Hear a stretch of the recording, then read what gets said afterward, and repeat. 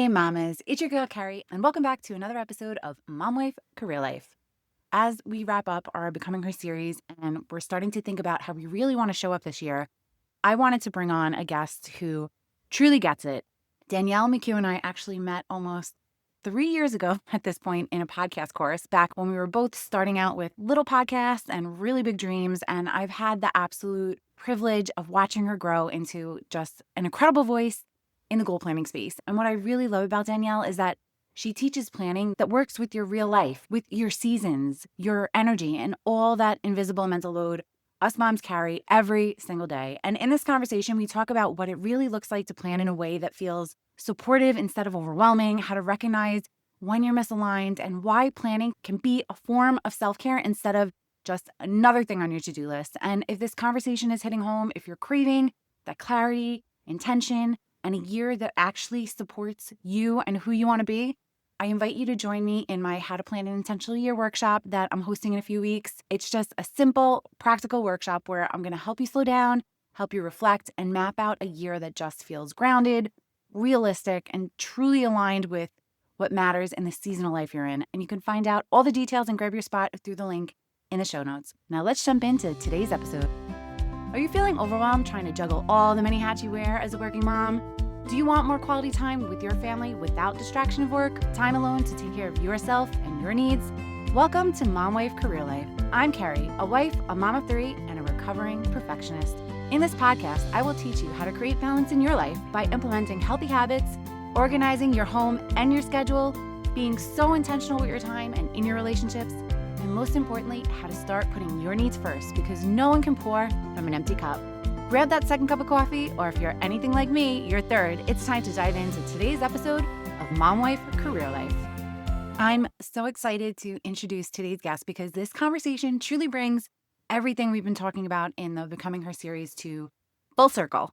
Danielle McGeough is a professor, a speaker, and a transformation strategist known for her warm, grounded approach to change. Through her signature RISE ritual method and her Goal Plan podcast, she helps high-performing women and teams reconnect with themselves, clarify what truly matters, and create goals that actually fit their real lives and seasons.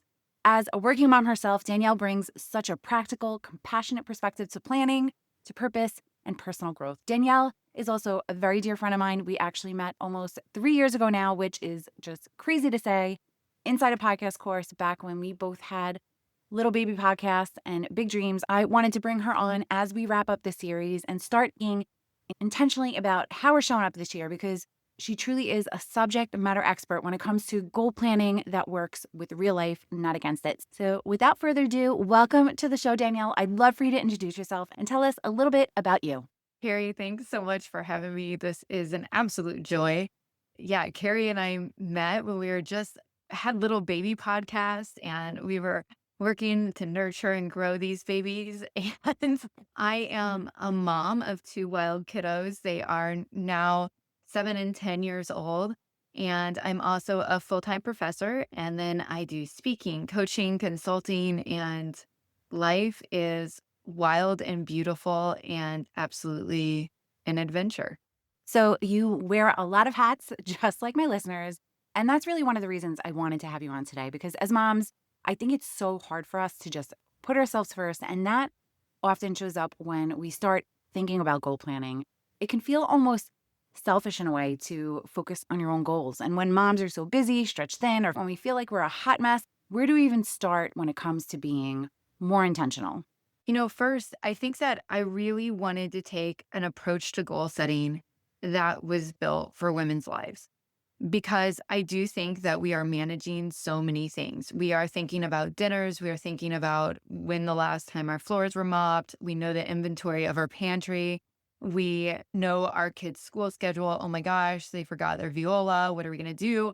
All of this is going through our heads while we are also holding responsibilities in our work, and we're just navigating a lot. And I think that that is a beautiful, amazing privilege to actually get to hold all of these things, to be the memory keepers of our family, to be people that can really command a room at work at the same time that we can cuddle someone to sleep at night when they're, having nightmares. And so I think it's really important that we're able to still pursue our biggest, boldest goals without losing ourselves, even when life is banana pants.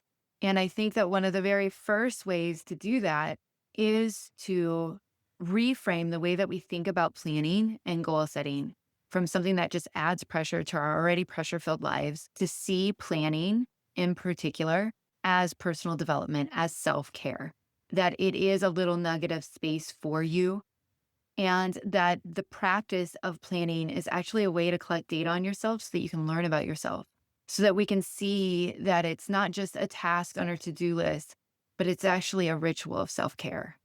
I really love that. And I want to go a little deeper into something you mentioned about aligning your goals with the current season of life, because I think that's where so many of us really struggle. Before kids, we have these big visions. We think we know what motherhood is going to be like. We tell ourselves, I'm going to be the present mom and I'm still going to climb the corporate ladder or start a business or go in on a passion project like starting podcasts.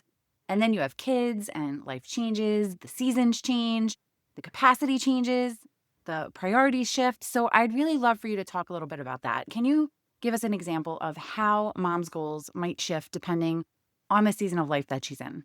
Yeah. So in the plan goal plan system, I actually start with planning. So we set a foundation for planning. We use planning as a tool to learn about ourselves because I find that so many women have dissociated from themselves, that we have been going, going, going. I could think about one of my clients, we were having a conversation, and I said to her, well, what are some of your favorite things to do? Like, what are your hobbies? And she, laughed, what hobbies? And she was like, oh, I like volleyball. And then she stopped herself and said, oh my gosh, I haven't played volleyball since I was in my 20s. I like baking. And it was this fascinating moment because she is somebody that likes to move and she likes to play volleyball, but what she enjoys doing has shifted. And she hadn't kind of realized it, and to just like claim, oh, I actually love baking now. That's something I really enjoy to do. It's something I do with my kids. It's something that I do when I need to wind down. And so taking some time before you even set a goal to just check in and learn about yourself, because otherwise what happens is that if I work with women, I say, okay, so what are your goals? I find that they end up setting should goals. They end up setting goals that are like, oh, well, Pinterest and Instagram and all sorts of social told me like, this is what my living room's supposed to look like. So I guess that's going to be my goal for this semester, this quarter, this season. And so I think to get clear about what season you're in, you need to just connect with yourself first before you ever set a goal, so that those goals are really rooted in you and who you are and who you're becoming in the season that you're in. I love that. And I'm sure there are some moms listening right now thinking, well, how do I know if I'm misaligned? So, what are some signs that moms can really look for that show that they're doing what they think they should be doing versus what truly feels aligned and fulfilling? I think a really big sign is that you are achieving things, but you feel hollow. You feel empty. You feel flat about those things. If they aren't lighting you up, that's a sign that probably something needs to shift. Another thing that I would recommend is that if you really do struggle doing things that you used to love and they don't light you up anymore, or you're like, oh, I'm at the park with my kids and I know that this should be a really fun moment, but you just kind of feel like you're an outsider looking in on it instead of actually participating in it. You might be burnout, you might be demoralized, you might be just disconnected from yourself, which is part of both of those things. And so I think paying attention to those signs, knowing how you're stuck, if you can name your stuckness. So, like, a lot of times people come to me and they'll say, oh, I'm stuck. And I think that knowing the particular way that you're stuck is really important. When you said feeling hollow inside, that really hit me. That's a good description of how I felt. And honestly, what I think really led me to podcasting in the first place. And as a mom, that feeling can be really confusing and honestly made me feel really guilty because on paper, I had everything. I live in a beautiful home. I have a loving family. I have a loving present husband who loves to cook, and he's a great father to my kids. I have 3 healthy kids. I have a well paying corporate job. So feeling not content and happy in that space, it felt really wrong. Like I should just be grateful and move on with life. But I reached a point where I truly felt hollow, like something was missing. And I would go on these walks by the river near my house, my little nature walks. I call them my mental mile because it's a mile loop. And I'd find myself asking God, what is my purpose? I knew that I needed something that was mine, something beyond being a mom, something beyond the corporate world, being the sister, the daughter, the constant volunteer. So that really resonated with me because when you're not doing anything that brings joy for you, that hollow feeling is what shows up. So when a mom starts to feel that way, when she starts to feel stuck or disconnected, what are some of the first steps that she can take to kind of figure out what's really going on and what's making her feel stuck? Yeah. So, one, I will say, I do have a quiz that will help you name your stuckness. You can go to plangoalplan.com/stuck.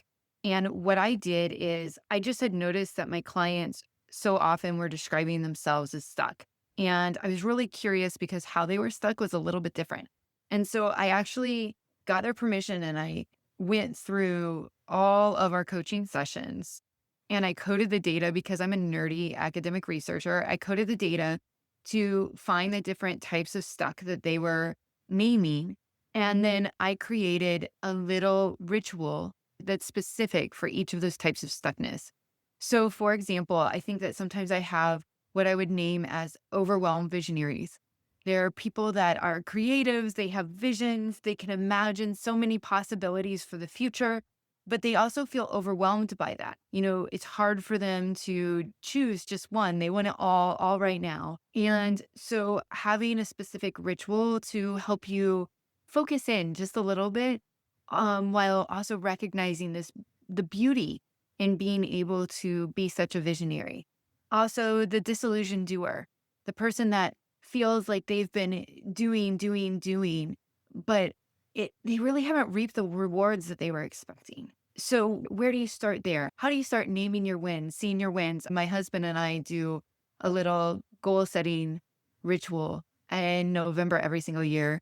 And we were sitting down and we were kind of going through this past year and doing our reflections on our past year. And I was feeling pretty blah about this year. And I started to name. We went on 12 adventures. That was one of our goals for this year, was to take a monthly mini adventure with our family. And we went on 12 mini adventures where, we got to see dino fossils. And my son went off the diving board for the first time. And we had like all these really, really beautiful things. We celebrated our 20th anniversary. I um, got to speak at like over 15 events this year. And we started naming these things. And I was like, how did I think that this year was blah? And so if you're a disillusioned doer, you've been doing, you probably aren't, any of y'all not good at pausing and just celebrating and naming and marking those wins. So creating a ritual that sort of makes these moments that can become invisible to us visible is so important. I'm almost teary eyed right now because I'm honestly both of those things. And the disillusioned doer one has hit me really hard over the past couple of weeks to the point where I've shared on this podcast that I sometimes just go in my bathroom and cry because as moms, we get so overwhelmed. And honestly, that cry is such an emotional release for me. I feel so much better afterwards. But this podcast, my side business, this is my passion. And we were just talking about this before we started recording. 3 years in, and I really thought I'd be so much further along. I thought I'd be reaching so many more moms and doing so much more with this gift that I feel like I've been giving. And it's really hard, especially coming at the end of another year where I had so many goals and to feel like I didn't do enough. But I swear by my Clever Fox planner and my weekly reflections because I was able to look back at all of my weekly wins and remind myself of all the things I did do in spite of all the crazy crap that got thrown on me this past year. But being able to celebrate those things and really just give myself grace has been so big. And I think as moms, we tend to focus on everything we didn't do because we're carrying so much. And I always joke with my husband, Ross. He's an amazing, very hands on dad, but he'll be like, oh, I did this one thing for our family today. All proud. And I'm like, here's your pat on the back. Great job. Do you want me to list the 30 things I did for our family today? And I say that totally out of love and totally joking, but we do so much as moms that goes completely unnoticed. And then there's no one giving us a pat on the back for it. Not that I need one, but you know what? Every once in a while, that pat on the back might be nice. But I also love that you mentioned the adventures because that's something we started 2 years ago. I call them experiences, but once a month, we planned a new family experiences. Some cost money, like we go on little weekend trips, but some were totally free. We live very close to New York City. So One of the things was simply driving into the city, walking around Central Park, and just being together. It was so much fun. It was over the summer, and there's so much life in the middle of the park that you don't even know goes on. And I'm so much more about gifting experiences than material things because those memories, they last so much longer. And I'll say one thing, especially for the moms listening who are planning the year, which I hope you are, please put family time in your calendar. From a mom who's sending her baby off to college in August, and I could really just cry saying that, soak up the time you have now. Make the memories, make it a goal, block it off, guard it with those boundaries. And as your kids get older, here's something else I've learned. You don't have to wait until everyone can be there to do things. I have 3 kids, and if my 17-year-old doesn't want to come or can't come, or my middle one can't come, I'm not going to skip the experience for my 12-year-old because of that. Yes, I do want that picture perfect family day with everyone there and everyone laughing and smiling and having a great time. But I don't want to miss out on the moments just because one person can't be there. So that's just my little bit of parenting advice for younger moms listening. I had to throw it in there. Real, I love that. I'll write that down because I know that I'm starting to feel some of the teenage vibes from my son already. And, one of our goals going into this next year is to make sure that we also have one-on-one time with each of our kids every single month. And so my husband's really great. He takes our kids on lunch dates on Fridays. So he takes them out of school and he does a really quick lunch with them. And he's really fortunate that his job kind of creates the flexibility that he can do that.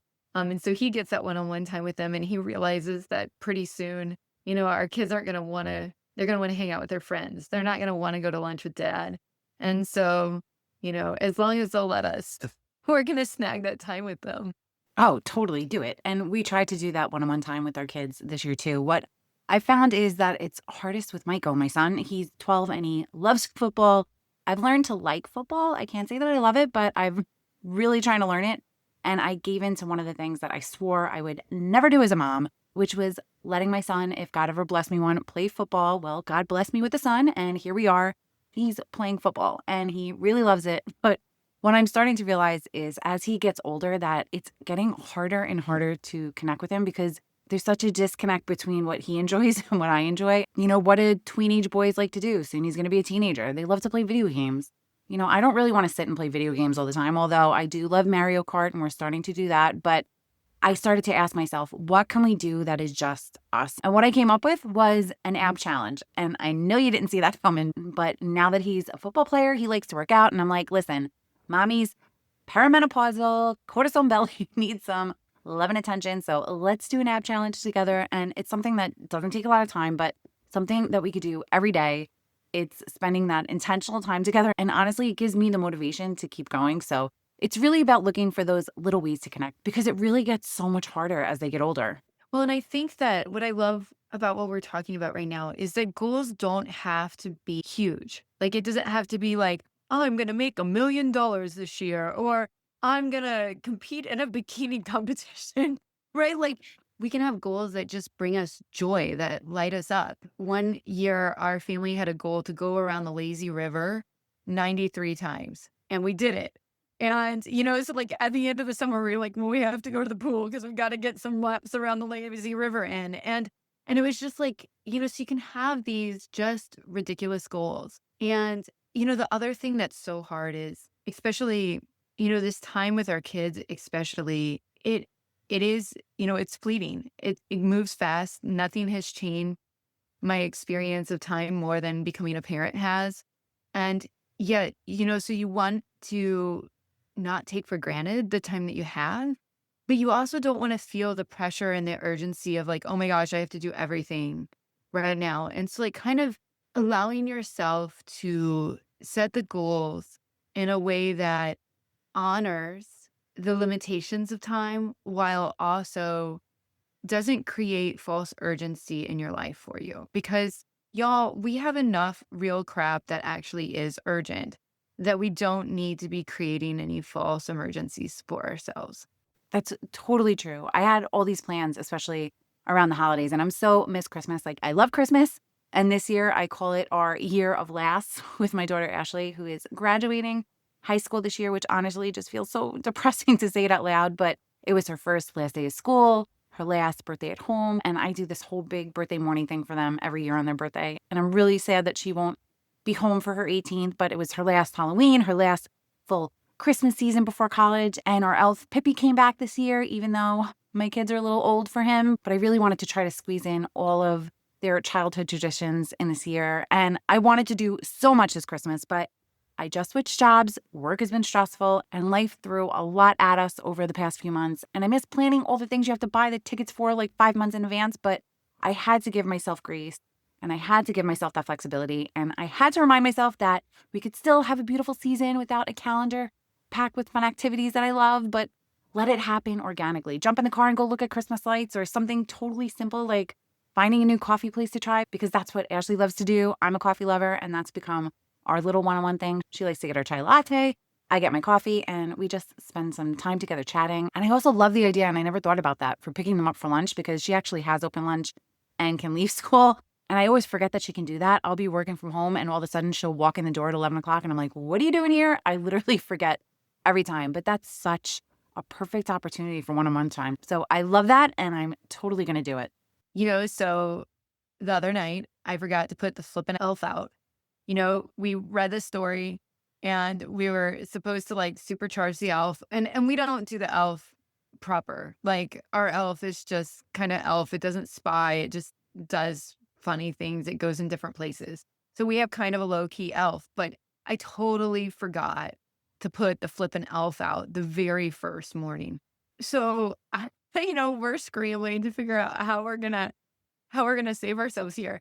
And it actually turned out to be this really fun thing where all night last night we were coming up with, well, how do you think that we activate this thing? We read the book, it didn't work. Like what happened? And so we just kept coming up with ideas to reactivate the elf. And it like ended up being like the kids needed to go out and buy it some marshmallows. And then we needed to like set the marshmallows around the elf in a particular way. And it actually turned out to be this really fun thing that we did together where we brainstormed ways to reactivate the elf. And then this morning, the elf wrote, "I'm back" in marshmallows and was sitting on the counter for the kids. And it's this thing where I feel like, gosh darn it, I really flippin' failed at this thing. And yet, like, we were able to turn it into a moment where we had another evening as a family really kind of like brainstorming the elf issue.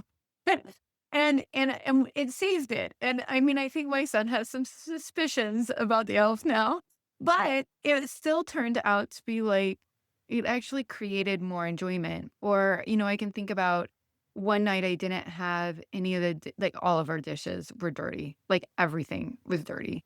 I was just so behind in dishes. And I said, toothpick night, y'all. We're only eating things we can eat with toothpick.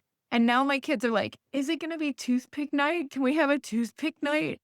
And I just like think about these things that have kind of emerged because I flubbed up. Like we wouldn't have toothpick night if it wasn't for me being behind on the dishes.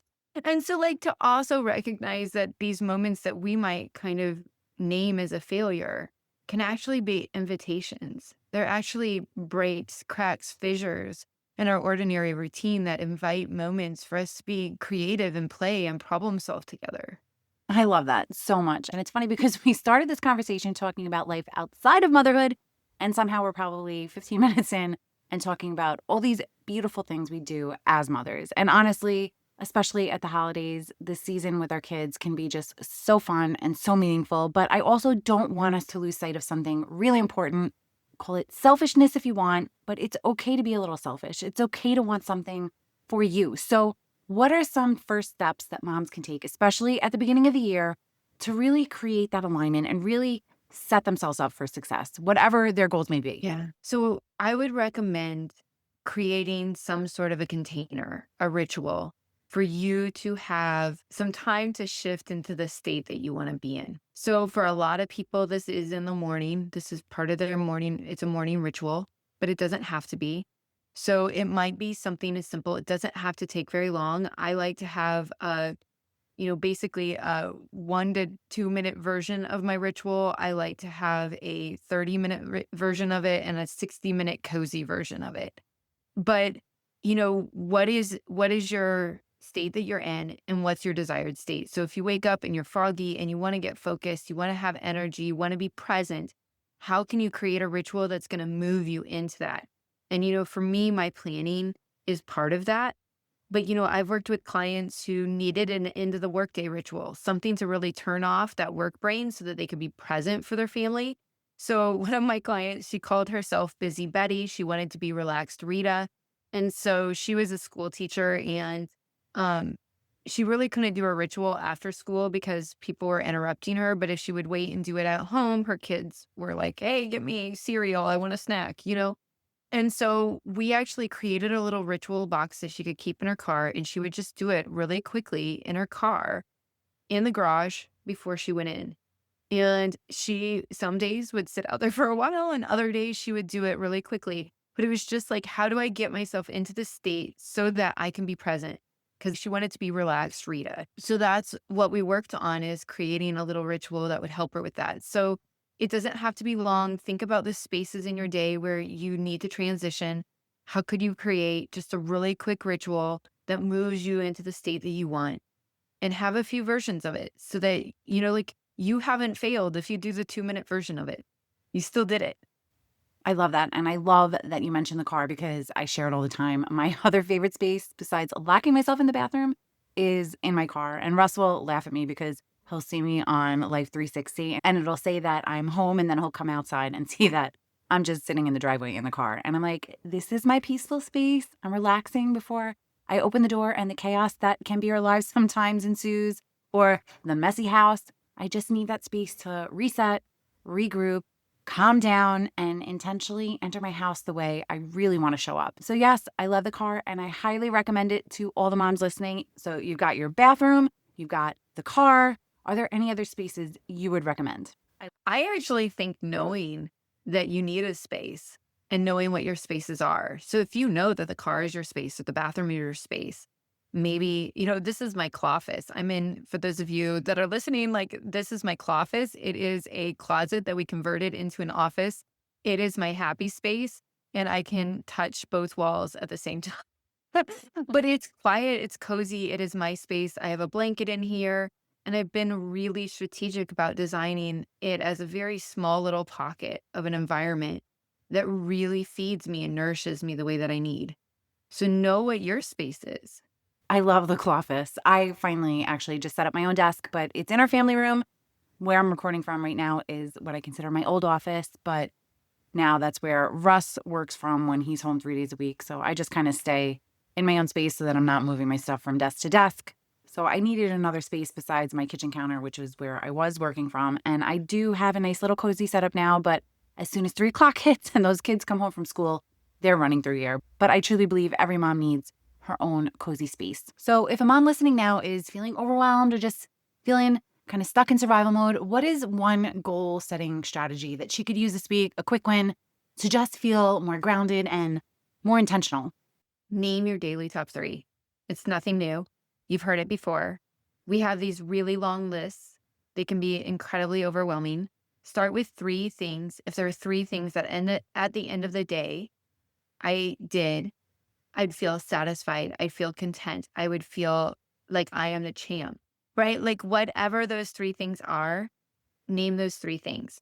Then what I would say is recognize that that is a way to collect data on yourself. So after the end of a week or 2 weeks, I want you to look back at your 3 things that you wrote down. Which 3 things, like, do you see any patterns in terms of what you're getting done and what you're not getting done? Because what I notice is a lot of times moms will write down things, and if it's a work task, they'll get it done. If it's a task for their kids or their family, they'll get it done. But then it's like exercise and they won't do it. Anything that's for them. Just pay attention and get curious about those patterns. What's going on there? Or if you're like, hey, I keep writing this down. It's a high priority for me, but I'm not doing it. What's going on there? Get curious.